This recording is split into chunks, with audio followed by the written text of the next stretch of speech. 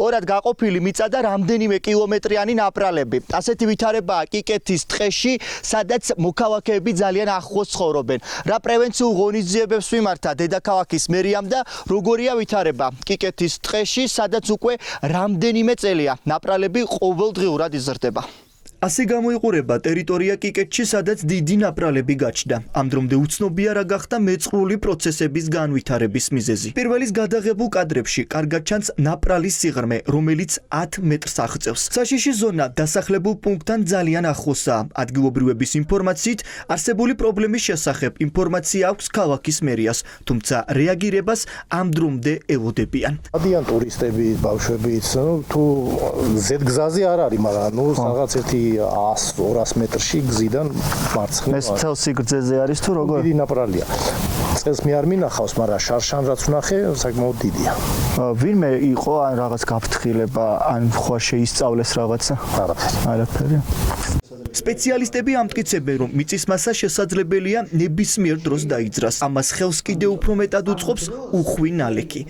ერთადერთი გამოსავალი ამ დროს არის წყლის არინების სისტემების მოწყობა. ანუ რო წყალი არ ჩავიდეს, რო არ გაღმავდეს ეს ნაპრალი და ეს გაგრძელდება, იმიტომ რომ კლიმატის ცვლილების ფონზე ჩვენ ველოდებით, რომ შეიძლება ერთ დღეში მოვიდეს ძალიან დიდი ნალექი, რომელიც უფრო მეტად გააღმავებს ამ სიტუაციას, უფრო რთულს გახდის და ფაქტიურად უმართავს გახდის. არ ვიცი დღეს ახალი რა მოხდება, არ ვიცი, მაგრამ იქაც ესეთი სერიოზული პრობლემა არის.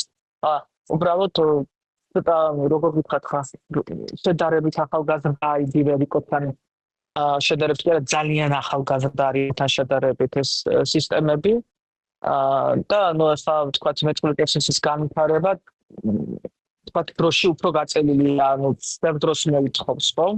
დედაქალაქის თავზე არსებული მძიმე ვითარების შესახებ ინფორმაცია ძლიერმა საქართველომ გაავრცელა. ლანა გალდავა დღეს ადგილზე იმყოფებოდა. პარტიაში ამბობენ, რომ იმ დროს, როდესაც დედაქალაქის მერია მილიონობით ლარს არამიზნობრივად ხარჯავს, თბილისი კატასტროფული საფრთხის წინაშეა.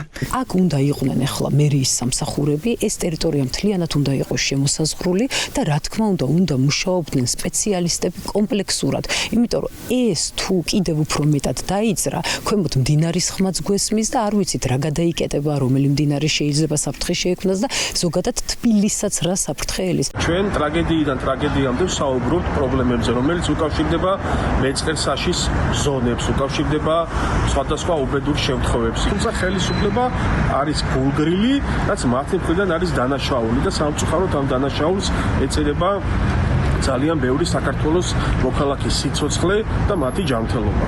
კიკეთის ტყეში არსებულ მძიმე ვითარებაზე ინფორმაციას ფლობენ სხვადასხვა სამოქალაქო მოძრაობის წევრებიც, რომლებიც შესაბამის სამსახურებს დროული რეაგირებისკენ მოუწოდებენ. სასურველია მერიამ და შესაბამის სამსახურებამ მოახდინონ დროული რეაგირება ამ საკითხთან დაკავშირებით და პრევენციის მიზნით რაღაცა გაკეთდეს. მართლა უნდა მოხდეს შესაბამის გამაფრთხილებელი ნიშნების გაკეთება პრევენციული მიზნით და მოსახლეობის გაფრთხილება ამ საკითხთან დაკავშირებით, რომ არ განმეორდეს მსგავსი ტრაგედიები, რაც ჩვენს ქვეყანაში მოხდა. ამიტომ დროული რეაგირება არის საჭირო და აუცილებელი.